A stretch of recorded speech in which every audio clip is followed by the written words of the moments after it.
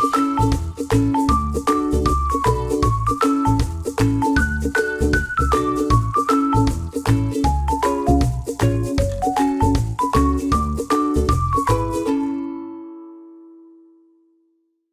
Hello, everybody. Welcome in. I'm so excited to be here sharing with you today. I am Bryce Sizemore. I am the creator of the Teaching Texan, and I am just super, super excited to get on here for the next hour and share with all of you really one of my true passions in teaching, which is not just literacy itself, but actually small group literacy. I mean, obviously, I love teaching reading. I'm a kindergarten teacher myself, but really that small group aspect is a true passion of mine, and I honestly couldn't imagine teaching without it. So let's do a little bit about me, just in case I'm a new face for you. I want to make sure you know who your presenter is.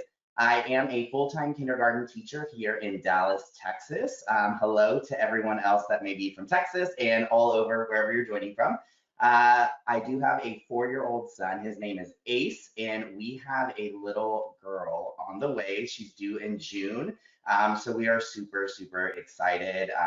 Lots of things going on. We do have a girl in the house already. Her name is Aspen. She's a Husky, and she's kind of like having another kindergartner at home. She definitely gives us a run for our money.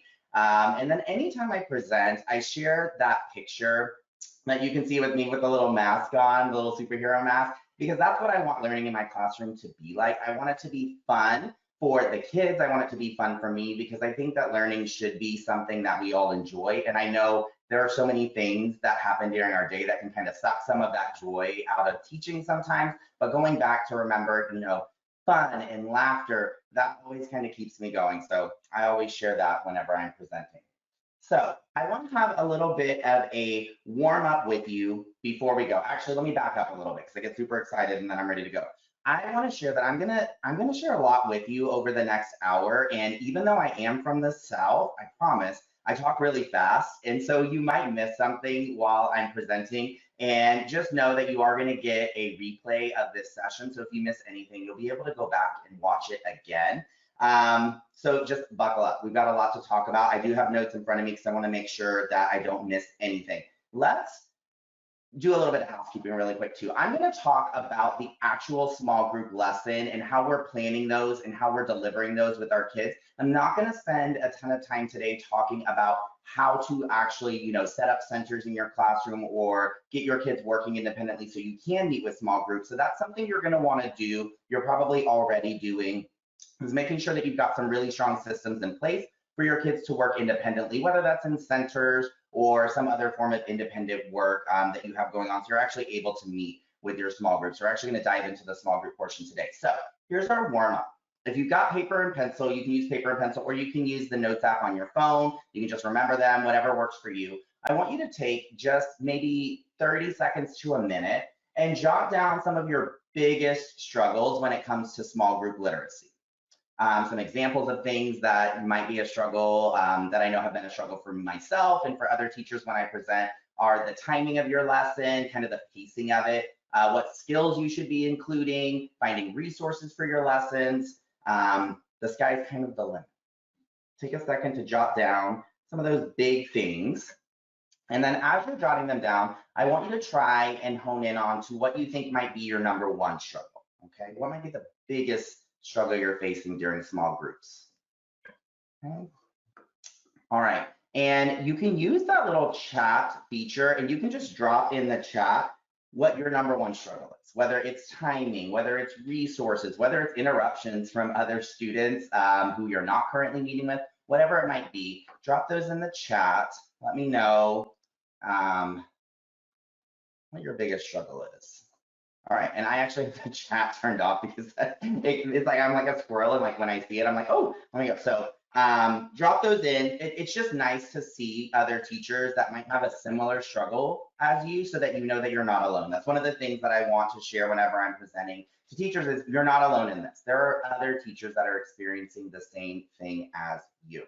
All right, so let's dive in. If I am on the right screen, I will be able to dive in. Here we go. Let's talk about guided reading versus small group model, okay, or small group reading. I just want to clarify the difference between the two. And I am not saying that one is right, one is wrong, but there is one that we're going to be focusing on today as we're talking. So I want to clear that up before we move on. So guided reading is when we think of groupings being formed by reading level. So you might be doing something like DRA or FNP or something like that, where you are determining what reading level your children are at. And then you're forming groups based off that. So maybe you've got all of your C's grouped together, all of your D's grouped together. Maybe you have a combo group that's like E's and F's kind of thing going on. And typically you're working with the 3 queuing system for students to read the text. The teachers are providing support as needed, and you regroup as needed, and that's usually based on reading level. So, you know, at my school, we still do use Phonics and Pinnell, even though we don't use a guided reading model. It's just one of the data points that we collect.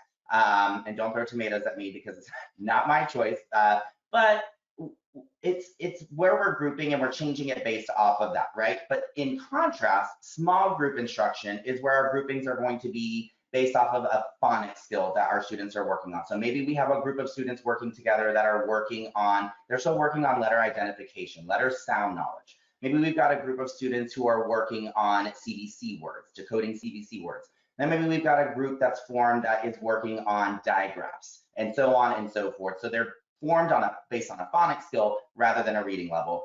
And what they are using to actually read the text is decoding, which is how we read. So we are teaching them explicitly how to decode, and we're providing that explicit instruction. It's a little heavier than you will find in guided reading. And I'm going to model all of that for you today. I actually don't have a lot of slides for you. I have a lot of hands-on things to show you. And you regroup your students as needed based on skill assessment data. And this is the perfect platform to be sharing about, because with ESGI, it is so easy to monitor your students' skills, especially when we're talking about phonics skills. I'm going to show you some ways you can build this into your actual small group lesson if you want to, but of course you can do assessments during another time. It doesn't have to be during your small group, but that's going to inform how you're going to group your students is based on that data that you're collecting in ESGI. All right, so now that we are cleared on that, I want to also talk about there can be a lot of anxiety when we think about switching from a guided reading model to a small group instruction model. There's a lot of different names for it. Small group instruction is just what I'm going with on this webinar. And there's a lot of anxiety of, well, I'm comfortable with guided reading, or what do? I don't know what to incorporate. And that's really the goal of today's session. Is I'm going to give you an overview of a lesson framework that you can follow. That's going to make it a lot simpler, not necessarily easy, because we know nothing in teaching is really ever easy. We can make it a lot simpler to be able to plan and to deliver those lessons that are going to get great results for our students. It's going to make us feel better as teachers, knowing that we're giving them exactly what it is they need, and it's all founded in research and the science of reading. So let's take a look at a 20,000-foot model. Okay, so this is just a very, very high level overview of what a lesson might look like. Now, I do split my small group lessons with my kindergarten students. I've taught kindergarten first and second, and I've done very similar in all 3 grades. I split mine into 2 days.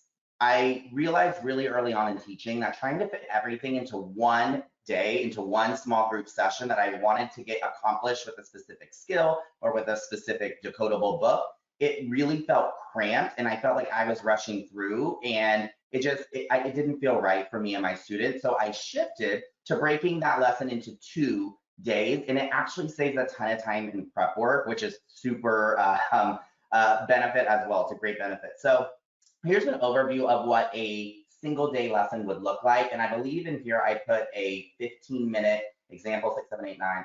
Yeah, so this is going to be a 15-minute example. Obviously, if you have 20 minutes for your small groups, then you would adjust these accordingly. But this is really hitting those things that the students are going to need to be successful and what's really founded in research. So I'm always starting off my small group lessons with phonological awareness work.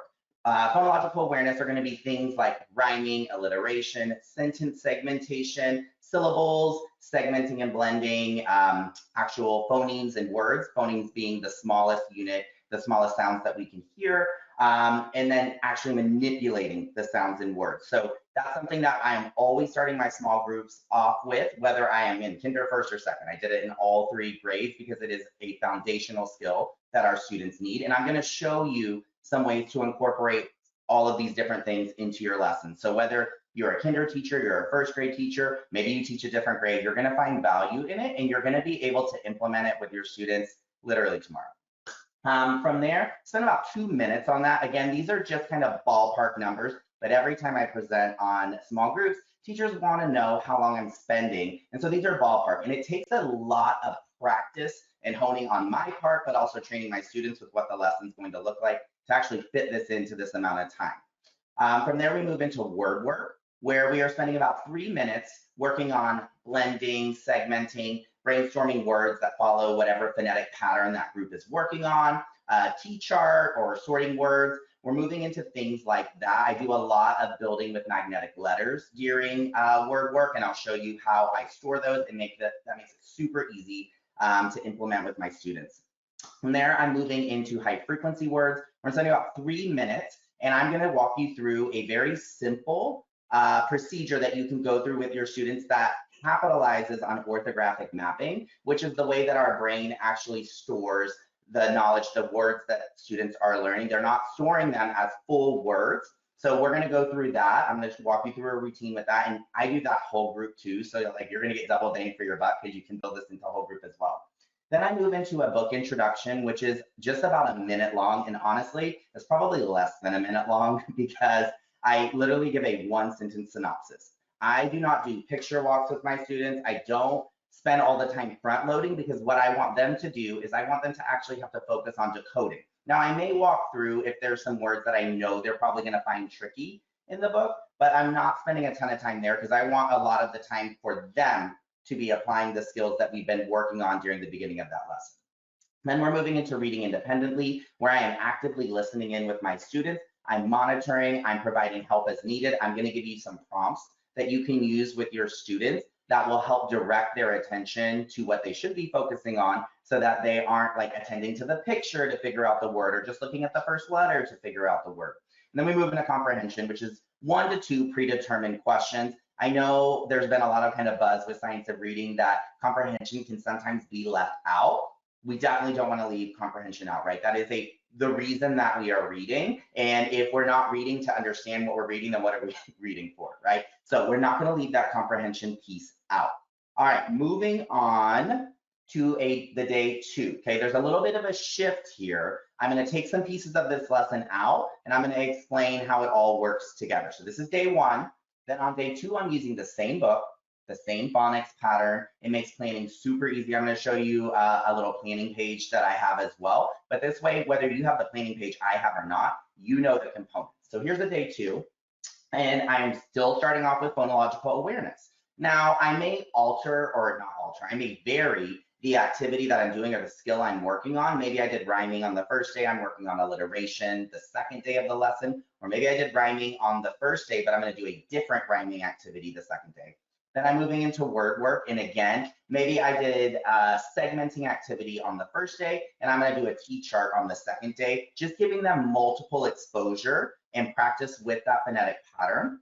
Then we're moving into reading independently. It's the same book as before, so I'm going to toggle back for a second. I don't need to give a book introduction because they've already read the book. They've already been introduced to the book, so I'm going to save a little bit of time there. Another thing, let me go back again, that I'm not working on as much during the second day. Sometimes I do, but typically not. It's high frequency words because we have practiced those the first day and I'm listening in as they're reading. If they're not recalling the high frequency word and recognizing the pieces of the word that they can decode, then I may spend some time on the second day doing that, but typically not. So I'm saving some time there as well. And then we are moving into guided writing after they read independently. So those pieces that I'm taking out are creating a space for guided writing, which is really guided by a comprehension question. So it's dictation, especially in kindergarten and first grade, but I want to make sure that I am building in that comprehension again, and I'm building in writing. So I'm going to walk you through that routine as well. Let me switch over my notes page really quick. I don't want to miss anything. All right, I want to show you really quickly an example lesson plan that I have. Now, this is an example from our decodable readers that we have. You do not need this lesson plan or any of the things that I'm going to show you to successfully deliver lessons. It's just an example that I'm going to share with you. So let me switch over my camera. All right. And then I'm going to stop showing that for a second. All right, so this is the example of a lesson plan that I have for my students, and I don't expect you to be able to read all of this, but what I want you to get from this is that I have it broken down exactly the way that I showed you on that slide. So I'm starting off with phonological awareness, and I like to have just a bank of activities that I'm choosing from for my students. Then I'm moving into my word work warm up, my word work practice. And again, I'm selecting one activity for my students because this is only 3 minutes. It's pretty rapid pace. Then I'm moving into my high frequency words. We will go over this routine right here for how I introduce and help capitalize on orthographic mapping with my students. Then I move into my book introduction routine. We are moving into independent reading. I will go over the prompts for readers with you as well, and comprehension questions, followed by on day 2, the guided writing portion. Now, before we get into this, I do want to be really clear that a lot of times I feel there's a lot of pressure to fit a lot into a small amount of time. So I always tell teachers, take what works for you. If there are certain things that I show you today that you're like, that works for me, that's going to work for my students, great, that's a win. Take it and go. It doesn't have to be exactly the way I do it, but I do want to give you a full overview. So this cuts my planning time down to almost nothing, because what I'm going through and doing is I'm actually just highlighting the things that I'm going to do with my students. So let's say on the first day, we're going to work on continue the rhyme. Okay, great. I've got everything I need. Then maybe I'm going to work on a segment and write page. I've got everything I need. I'm going to print that out ready to go. So I can quickly go through and plan, and I'm not having to handwrite out everything because I've got a framework that I'm using. So whether you use this type of framework or a framework that you feel more comfortable with that encompasses all of the activities and skills that we know that science of reading points to, then that's going to be good. You're going to be where you need to be. All right, so let's move into, oh, you know what, guys? I gotta go back. I forgot something. Oh, I told you, I get like shiny squirrel syndrome. I wanna go back, shiny object syndrome. There's a bonus piece of this lesson here that I do want to share with you. And before phonological awareness, on both days of the lesson, my students have a do now that they work on, and I have just old copies of decodable readers that we've already worked on together at the table when they get there, and they know that they are supposed to start reading that right away. And this is typically maybe 1 minute. It's really the kind of that transition time. And the reason I do that is because I want them to have something to get started on right away that's really simple, doesn't take a lot of prep.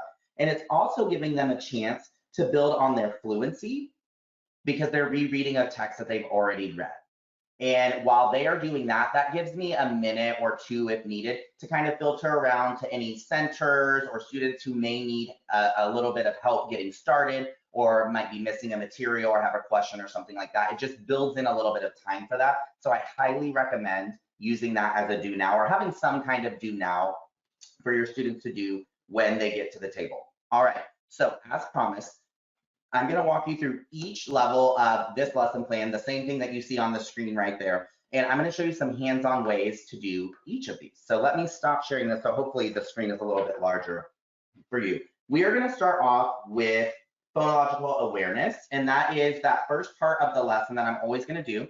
And let's start off with rhyming. I like to keep rhyming fairly simple. And I might just give them a thumbs up or thumbs down activity. So I'm going to ask them to identify if a pair of words rhyme or not. So if I give them cat, hat, it's a quick thumbs up. Top, hop, they give me a thumbs up. Pen, dot, they give me a thumbs down, right? So identification is going to be the lower level, the lowest level of rhyming, being able to hear that they actually are rhyming. And then we can move into where they are continuing a rhyme, where I'm giving them 2 words and then they're giving me another word that rhymes. So I might say cat, hat, and then I go around my small group and they, go through bat, sat, all of that. And then finally them producing their own rhyme. So just be aware that there are different levels of rhyming, and we want to make sure we're meeting our students where they're at. Typically in kinder, if you've been working on it, they will get to that producing their own rhyme, but a lot of them don't start there, where you don't even give them a word to start with and you're asking for some pairs of rhyming words. Then looking at alliteration, that's the same thing. You can give them a thumbs up or a thumbs down. Alliteration is just the kind of the opposite of rhyming. Rhyming has the same ending and middle sound, whereas alliteration is the same beginning sound. Again, just a thumbs up, thumbs down. All the prep you need for that is to write down the words that you're going to use with your students. From there, we move into syllables. And I know we all probably know the, clapping out of syllables. So let's do a couple practice. I always do my kids' names for this. So let's say I have Bryce. That's my name, right? Bryce. Okay, so we've got one syllable. Or maybe we have Carmen. Carmen. Okay, then we've got two syllables. But I also like to build in some more tactile things for my students and build in maybe some unifix cues. And so you can do this to break syllables apart, but you can also use them to put syllables together. So for example, let me take this one away. Let's say we're just doing 2-syllable words and we have cactus, okay? Texas cactus comes to mind. And let's do blending first. So I give them cactus. They put it together, cactus. We can also do it where we are segmenting the syllables. So that's typically what you see with the clapping, but I can have them do it with unifix cubes as well. So I can give them the word cactus. I will tell them, you need 2 cubes so they know there's 2 syllables, just really giving them that scaffold. And then they're going to break it apart to cactus.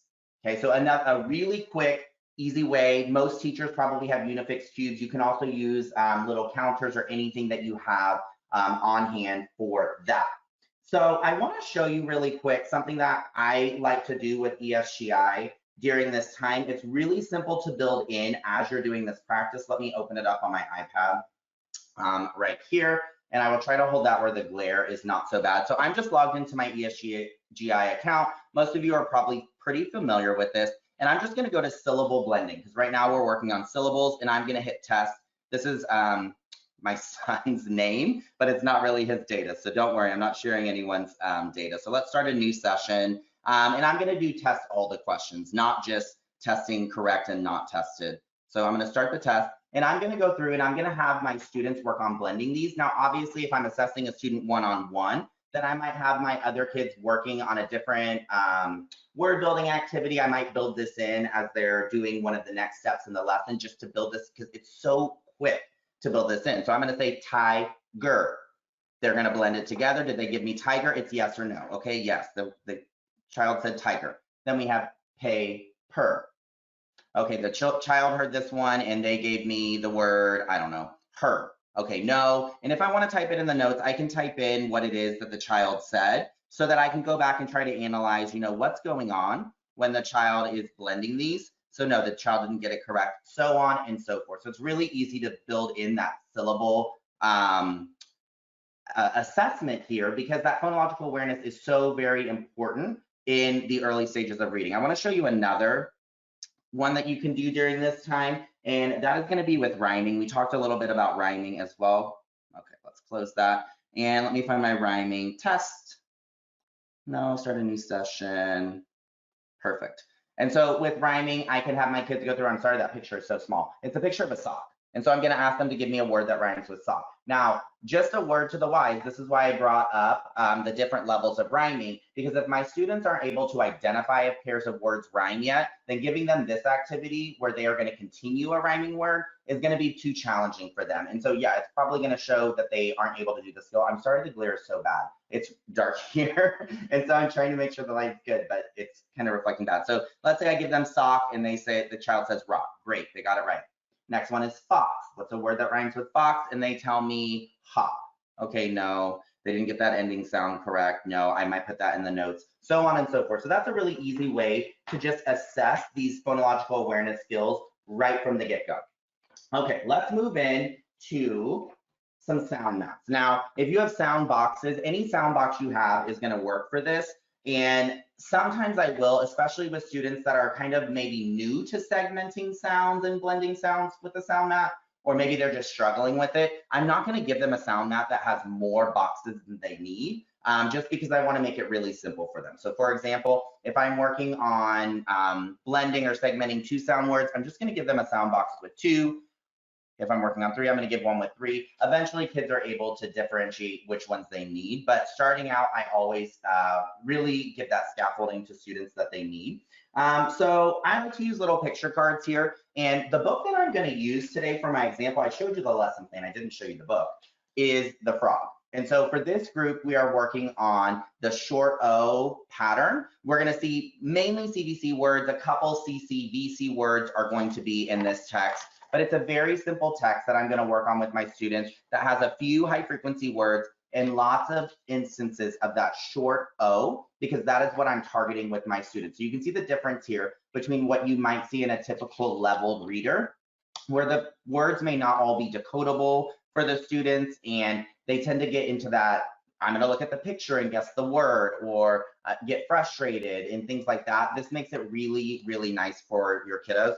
So these picture cards are going to align with that short O sound. So for example, if I'm working with the word fox, let me line these up. Sometimes I will color coordinate these, green being, I think this might be backwards on your screen, sorry, it's flipped. Green being the beginning sound, the medial sound, the ending sound being red. Sometimes I add the color coordination, it's not necessary. But if we're going to segment the word fox, it's nice to give them something tactile to move. We're going to segment fox, fox. Okay, you can do the same thing with blending. You can have them blend the sounds together as well. You can see, you heard me blended at the end anyways, but segmenting and blending would work the same with this. You can also do it like I showed you with syllables where the cubes are connected. You don't even necessarily have to have a sound map. They're really easy to make. You could honestly just draw them on a note card, just divide it into boxes, and that would work just fine as well. You don't need anything fancy. But having the pictures is kind of nice because I feel like we're working on vocabulary at the same time. Let's do another example when that's not upside down with box here. So I'm going to have them segment this. The word is box, box. This is also a really nice time to listen if students are adding that schwa sound to their letters or to their letter sounds. So for example, if I said ox, then I would know I could step in and correct that sound for that student to make sure they're producing the correct sound, because it's really going to matter as they start blending, because if they have ox, now they have ox, right? And we want to just kind of alleviate that and nip it right away. Okay, let's move into sound addition and sound deletion. So that is something you can again do with a mat like this. It doesn't have to be with a mat. I'm actually going to show you. You've seen that all these phonological awareness activities I'm showing you have no print. There's no letters that the students are manipulating, because phonological awareness is an auditory skill. It's being able to hear, starting off with, chunks of words and then moving into individual phonemes, individual sounds of words. But I do sometimes like to build in letters as students are ready. Now, this is just from our school's phonics program. We use See Our Success. There are these really nice magnetic folders. You don't need to have something like this to do this, but I might when my students are working on manipulating sounds and maybe adding sounds to words, deleting sounds in words, or changing sounds in words. It's nice to go ahead and tie it to the symbol. Typically, by the time they get to where they're manipulating, then they've got this mastered, and so we can do double dip, right? We can get two things done at one time. But just know that phonological awareness really does not involve print. All right, so let's say we're going to go with the short O example. Let's say that we have our students build the word fog. So for the first time we build, we're going to build them down here in these little sound boxes. I'm going to have my students segment on their fingers the sounds that they hear. I'm not going to use sound boxes for this example as far as segmenting. So fog, fog. Then I'm going to have them build fog, and then they're going to blend it together. Now, that would be something that you could incorporate just as a kind of a word work activity. Also, I'm going to show you word work with magnetic letters, but you could use something like this for word work, which we're going to get to in the next section. But now what I want to do is manipulating the sounds in the words. Well, let's not do manipulating. Let's do adding or deleting. So I'm going to change this word just for sake of, let's change it to hog. All right, I want to add the Z sound to the end of hog. So then I would make the word hogs, right? I'm going to add the Z sound. Here we go. Now we have the word hog. So adding is going to be one of the first things that you're going to do when you get to this level, which is phonemic awareness. You are going to start adding sounds, then you're able to delete sounds. So maybe they had built hogs to begin with. You ask them to delete that sound. It makes it really visual for them to move it. That's why I like using these letter tiles with them. And now they have the word hog. Now let's work on manipulating the sounds. Let's change some of the sounds. With my students, it's going to be kind of hard to show on the screen, but I don't want to toggle back and forth. I use my right hand and then I clap and then I show them my left hand. And so it goes, we are going to change hog to fog. And then I have them repeat, what are we doing? And they'll say hog to fog. Then we're going to come down here to our letters and I'm going to segment the word fog. When I get to a letter that does not make the sound, does not represent the sound I'm saying, I'm just going to push it up. G, fog. Then we have a routine that takes, again, it's teaching, and then they're able to do this with you. Out with the, in with the. Now our word is fog. Okay, we could do this again. Let's go from fog to bog. I ask my students, what are we doing? They repeat, fog to bog. G, bog. So I pushed up the F because F does not represent the B sound. And I say out with the, in with the B. Now we have bog. So on and so forth. Obviously, I gave you 2 examples of changing a beginning sound. You can change the vowel, you can change the ending sound as well. Beginning is going to be the easiest for them, then final, then the medial sound. So let me put these back where they go. I love having something like this. It's definitely an investment, but you can also make your own version of these. If you have an alphabet art, those tend to be pretty, I'm not going to say cheap, but cheaper. You could use some of those as well for this activity. All right. I should mention too that with phonological awareness, it's something that at my school we spend a good amount of time on. And so let me come back to camera. I feel weird because you're looking at my table. We spend a lot of time on phonological awareness throughout the day in our curriculum. We have a 30-minute phonics phonological awareness section of our day that is not attached to our 1-hour literacy block. And so I'm using that time. We're following our curriculum. We've got a lot of phonological practice there. I'm still building it into small group, but if you don't have phonological awareness built into your daily schedule, you're gonna wanna do more of it in your small group, especially in kinder and first. You wanna make sure that these skills are solidified because this ability to hear the individual sounds and to eventually get to where they can manipulate, that is one of the best predictors of future reading success. And so you wanna make sure that you're devoting, I almost said demoting, devoting as much time as is necessary for this skill. All right, so we've been through phonological awareness. We're gonna move into word work. And I know I talk fast, but I'm gonna speed things up because we've got the rest of the lesson plan to get through. So let's look at some word work activities.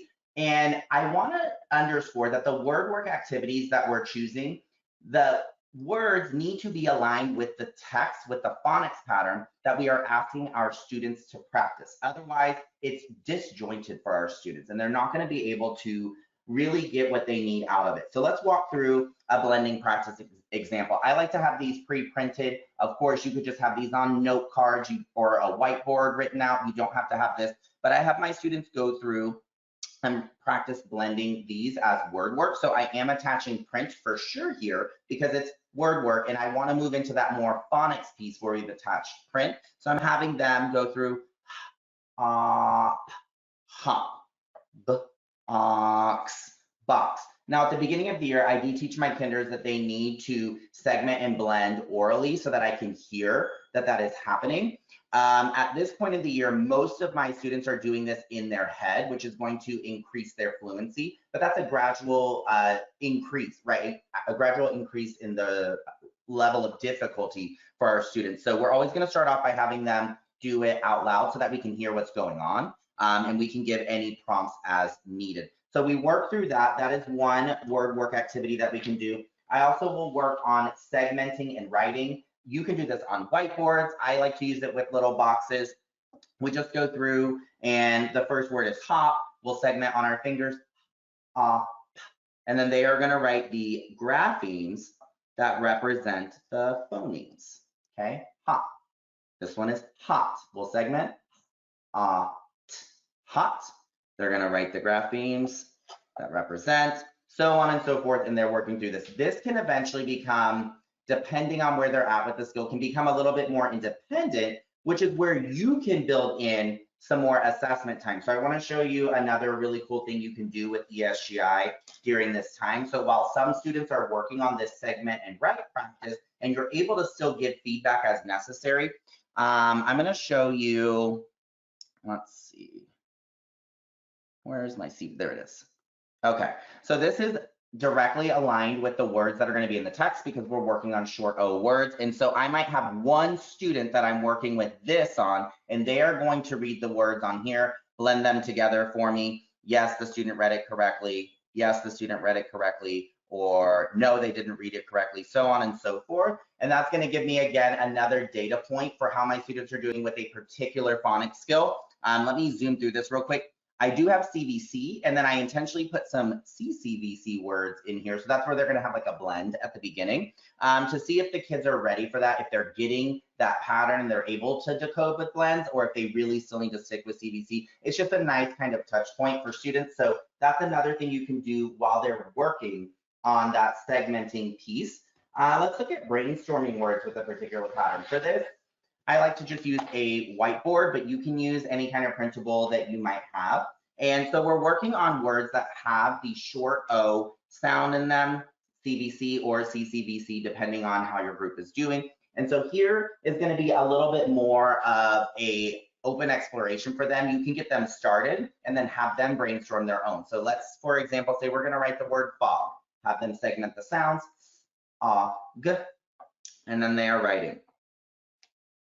Okay, you might do 2 or 3 of these with your students and let them then start to brainstorm some of their own words. And this is a really, really good way to have like an informal assessment of how they're doing with connecting the sounds to the written letters that represent those sounds. It's super visual. It doesn't, again, take a lot of prep. So that's a nice thing to build in with your word work. Then brainstorming words. Sorry, we did brainstorming. Moving on to T-chart and sorting words. You know, I had everything organized, and now it's like a tornado happened on my desk. Okay, sometimes I will do this with just a piece of paper folded in half, but it's really easy to just do with a whiteboard as well. So I'm just going to draw a line down the middle, and we are going to sort some words that I have right here that I just prepared ahead of time. And since we're focusing on the short O pattern, maybe my students have mastered words with a short A, and so that's why I'm working on O now. Let's do O on this side, and then a short A on that side. And now we're going to go through, we're going to read the words, and we're going to sort them based on which vowel sound they have. Okay, so pot. All right, ask the students which vowel did you hear. You can show them the word or not. I would definitely show them since we're working more on the word work side. App, map, have them sort that, and so on and so forth until they have examples of the pattern you're focusing on, and maybe this is just a review. I don't always do this side. This side I'm typically going to align with the pattern we're focusing on. The other side, it may be a review, or I may do non-examples. So for this could be, let's say I had some words that had a medial E, or a medial I, or a medial U.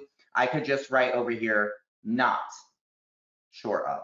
Okay, so this is an example. This is a not an example of whatever phonics pattern that we're working on. And again, I'm showing you with CVC words right now, this can be done with any phonics pattern, whether you're doing digraphs, trigraphs, diphthongs, whatever you're doing, you can still do these activities. And so that's what's really nice, is because you have a framework of how you're going to do this, and then you just differentiate the skill, the phonics skill for your students, which makes it really easy for you to plan.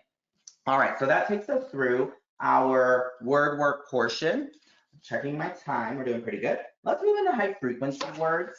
Now, we're not, obviously, we've kind of stepped away really from doing, you know, the flashcards, drill and kill kind of thing. Like, let's just memorize the whole word. We don't want to do that with our students, especially when we're having the words introduced to them. We want them to actually start storing the pieces of the word, and that's connected with the sound, it's connected with the meaning of the word, and it's connected with the letters in the word. So all of those things matter.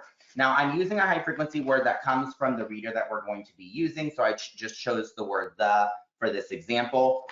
I don't know why I put that whiteboard down, because I need it. Let's bring that back up. So this is the routine that I use with my students to go through when we are introducing high frequency words or practicing high frequency words that capitalizes on how the brain stores words. So the very first thing that I'm going to do is I'm going to read the word to students. And so I've got that written over here, just on a note card. I'm going to show it to them. This word is the. I will have them repeat what is the word, the. Then what I'm going to have them do, sorry, I got the sticky on the wrong side there. I'm going to have them break it into sounds. Now you can break out sound boxes for this if you want to, but you don't need to. I've shown you that they can do it on their fingers. So let's break apart the sounds in the. Let's segment it. We have the. So we've got two sounds in this word, and what's interesting is that we have the students notice how many letters. There's 3 letters. Now, depending on your kindergarten program and what time of year it is, they may recognize the TH digraph because you may have explicitly taught it, and they may not. When we introduce this word, we have not introduced this digraph, and so there's going to be 2 parts of this word that we want to remember by heart. So we broke the word into sounds, we counted the number of sounds we hear, and now we're going to, before I do that, I'm going to underline the sounds that aren't following the typical rules. Now we know eventually they're going to learn these rules, but at this point, it's something they've got to remember by heart. So I like to do that and group the sounds together for them, and then they're going to build the word. I just have magnetic letters in these little Ziploc containers. I bought them years and years ago, still have them. They last forever. You know, like Target, Walmart, just little Ziploc containers. And I just put the letters that they need so that they are not rifling through an entire alphabet, like a whole little bin of letters, because I want this to be fast. So I've already got that pre-sorted out here. Typically, I'm going to do probably 2 high-frequency words. For today, I'm keeping things short and just showing you 1. So after we count the number of sounds we hear, we're going to build it, and then we're going to have them write the word. That's why I like to have whiteboards here. Have them write the word. Okay, and I should have modeled it. Have them say the sounds as they're writing it, just to kind of reinforce again. So as they're writing the TH digraph, they're saying, and as they're writing the E sound, they're saying that schwa sound, the the. Okay. Then from there, we're going to have them use the word in a sentence. Now, this is so important because students need to attach the meaning to the sounds, to the symbols, so that their brain can start to store these chunks. And then they're able to, if you think about it, there's so many words in the English language, we can't store words as a whole unit. So we're storing them in meaningful chunks, and that's exactly how we're introducing this to our students so that their brain's actually able to recall it later. So you can go around, have a few students use it in a sentence, and then you're done. You're moving on from high frequency words, and you're moving into your book introduction. So just as a kind of a quick look here on my lesson plan, we've gone through phonological awareness. We talked about some word work ideas that you can do with your kids. We just went through the high frequency word routine, and that's written out right here. Now I'm going to move into the book introduction. This is super fast. Like I mentioned before, it's 1 minute or less. I'm going to show the students the book. I'm going to read the title to them. This book is called The Frog, and I'm going to give them a 1-sentence synopsis about the book. In this book, we're going to read about a frog who loves to hop. Let's read to find out what happens. Very simple, very short. It is something you need to think about before you actually sit down to read with the students so you know what it is you're going to say for your synopsis. And then they are ready to be off to the races for reading independently. Now, I do have a slide I want to show you of prompts that I will have my students, that I will use with my students as they're reading. So if they're reading through the story and I notice that they are not attending to all the letters in the word, they're getting stuck on, maybe a certain pattern, something like that, then these are the types of prompts I'm going to use. I'm going to switch back over to my camera, go back to my slides. Let me get this unhighlighted blue. There we go. Here's some teacher prompts that you can use with your students to guide them as they are reading. And these are going to point them to actually decoding the word, which is what we want them to do. Find sounds and spellings that you know. Okay, what sound or spellings do you know in that word? Blend the sounds together. A lot of times, especially starting out, students will maybe segment the sounds. They'll sound out the word, and they don't blend the sounds together. So they didn't actually read the word. They just read they identified the sounds in the word, and I want them to blend it together to actually decode the entire word.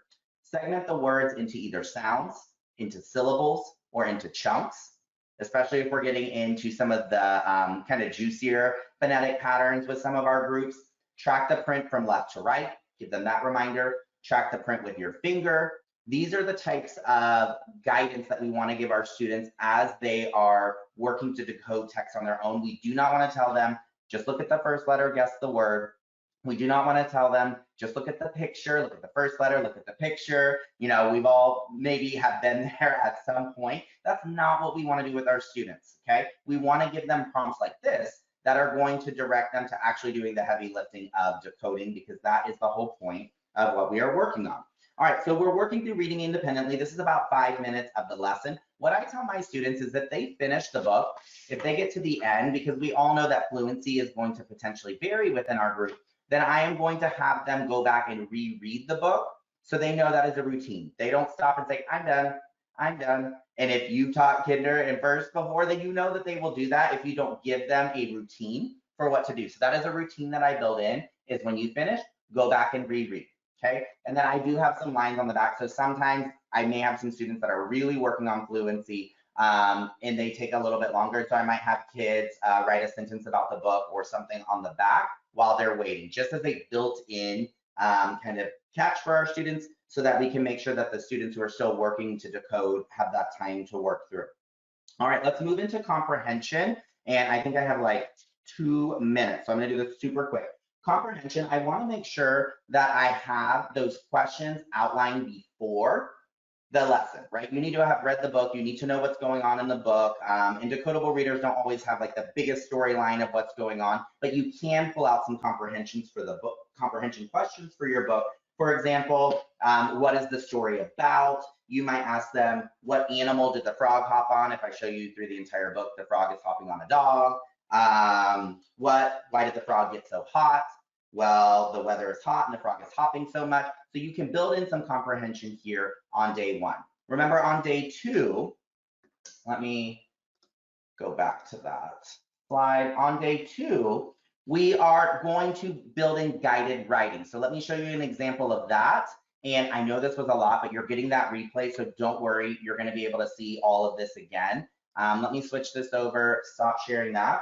With guided writing, I do tend to like a template for this because I want to make sure that we are focusing on handwriting. So I'm going to start with having my students trace with their finger while saying the sound. Ah, ah, ah. Have them do that 3 times for uppercase, lowercase, and then they're doing the same thing here now, writing ah, ah. I know handwriting can be something that it feels like there's not time to build into the day. This is your time. If you feel that way, you can build it in to your small groups. This can be done on a whiteboard. This can be done on a template like this. Then my comprehension question for this is, let me find it. What happened when the frog hopped so much? We guide students to the sentence, the frog is hot. We're going to count how many. This is how many words. This is sentence segmentation. The frog is hot. We've got 4 words. We can go ahead and have them cut this apart, arrange it in the correct order, and then they are writing their sentence here. This can all, again, be done on a whiteboard, but it's nice to build in that guided writing so that students start to understand what makes a complete sentence, especially in kinder and first. And a pro tip, I have my students go back and outline or go over the capital letters in blue. We call them cool blue capitals. And then go back and add purple onto their punctuation. So we call that purple punctuation. So we have cool blue capitals, purple punctuation. Make sure that they're attending to that while they are working. All right, I'm going to switch back over. Y'all, I know that that was so much. You're going to have the replay to go back and watch everything. And also know that you can take this in baby steps. It's going to take time, especially if you follow this model that I showed you, to be able to fit everything into 2 minutes and 3 minutes, and it's a rapid pace. I have everything set up for my small groups beforehand so that my students are able to come in and they're ready to go. Okay, they're ready to go. I'm ready to go. I'm not digging around trying to find letters I need. I'm not digging around looking for, you know, whiteboards or markers. Everything is ready. So I think that is all of my time for sharing tonight. I believe that there might be questions. Oh, you better believe there's questions. Here we go. Are you ready? Rapid fire, okay? Here we go. So where can the teachers find your lesson plan templates? So I have lesson plan templates on my blog. You can visit theteachingtexan.com. I have lots of blog posts about small group literacy. that you can read more about everything that I shared today. You can also check out, if you want to check out the decodable readers and those lesson plans that go specifically with each book, at theteachingtexan.com/decodable readers. Excellent. Here's another question right on those same lines. How do you store your decodable books and materials that go with a lesson? Oh my goodness. So I have two ways that I store. I'm at home right now, so I can't show you exactly in my classroom, but right next to my small group table, I have what's called my small group command center. And it's one of those plastic drawer systems just from Walmart. They're like 24 bucks. They're the like big 3-drawer one. And then on top of it, I've got those book boxes or book bins, and I have one for each of my groups, and I store everything for the lesson in that. When I'm not using, let me pull this out. When I'm not using certain things, I store them in these zip pouches. So this has got some of my short vowel things in here. It's got like an anchor chart that I use with my students. I just buy these on Amazon. And again, there's something you invest in and they last for years. Excellent. How much time does it take you to prep? So prepping has gotten a lot faster than it used to be because I follow this same system with my groups, because I walk through the same things, but I'm just changing the skill in the book that I'm working on with my students. So I'm able to prep. I do 2 groups a day, and then I alternate. So I'll do 2 groups on Monday, then I'll meet with my other 2 groups on Tuesday, and then it goes back to my Monday group. I meet with them on Wednesday, and then my Tuesday group, I meet again Thursday. So I'm using those for 2 lessons. So it's basically for the week. It takes me probably to prep all of my groups. It's definitely less than an hour. Like I would say probably 30 minutes now that I have this system dialed in. It's really fast for me to print and have everything organized.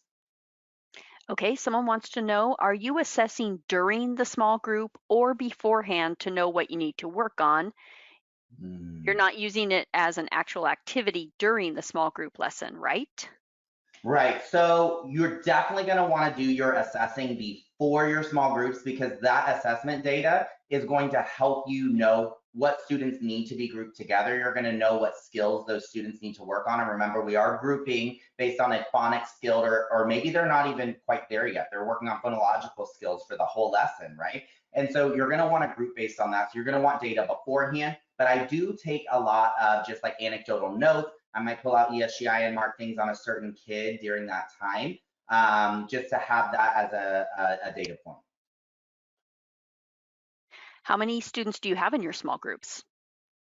So that varies, because some years it's so nice and it gets divided evenly. And then there's other years where some groups are really heavy and some groups are smaller. I have a group right now. My biggest group is 6 students. I don't love having 6 students, but that's just kind of the ball game sometimes. And then my smallest group is 3 students. And that small group of 3 students are my students that need the most support from me right now.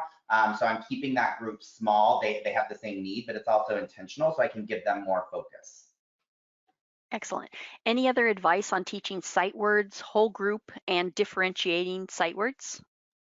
So whenever I introduce our high frequency words, we do typically 2 or 3 per week. I introduce them at the beginning of the week, and I will do very much like the model I showed you that you can do in small groups, or I'm looking for a Sharpie right now. I just use sentence strips, and so I have them pre-written for my students. And so let's give the example of the word they. I'm trying to think of something different than the one I showed you. So I would have this pre-written. I'm going to show it to my students. I'm really going to walk through that same routine that I showed you guys for that first day. And we're going to go through the word is they. What's the word they? I'll have students count how many letters do you see. I'll ask them how many vowels do they see. We'll segment the sounds. A, they. And then I like to refer to it as who's not following the rules, especially the rules that they know at that point. We know most high frequency words at some point will become decodable for our students, but they may not start that way. And so they love it. They're like, oh my gosh, Ian, why are not following the rules? They're making an A sound. And so we'll go through and we'll record those. And by the time we teach they already know TH. So we're really just remembering the EY by heart. I will also have them spell these with their body.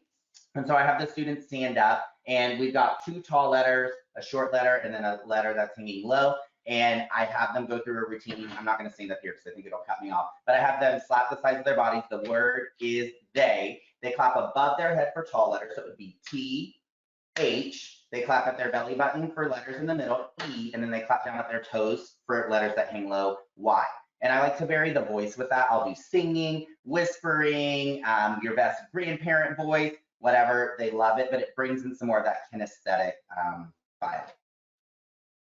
Love it. What is the item you have on the table for them to start with while you are getting other groups going?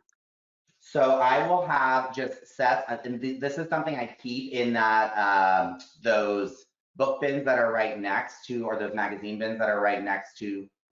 Oh,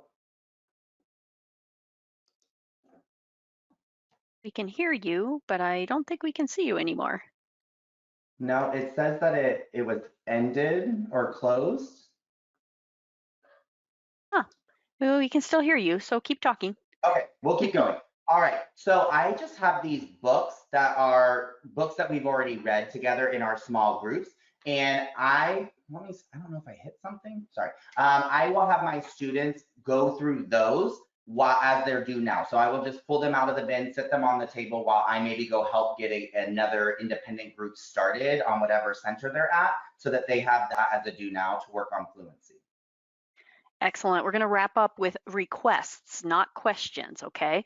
So teachers are asking you to please post a photo of your command center on your blog or on social media, please.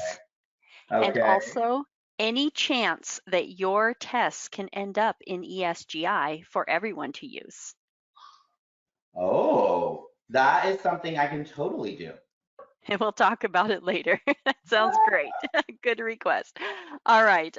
Thanks so much, Bryce, for presenting all this awesome information today.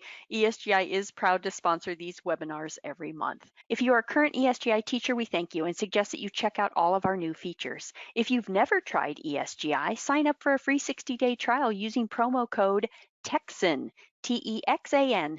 Follow ESGI's YouTube channel to watch previous webinars. Thanks again, everyone. Thank you, Bryce, and have a good night.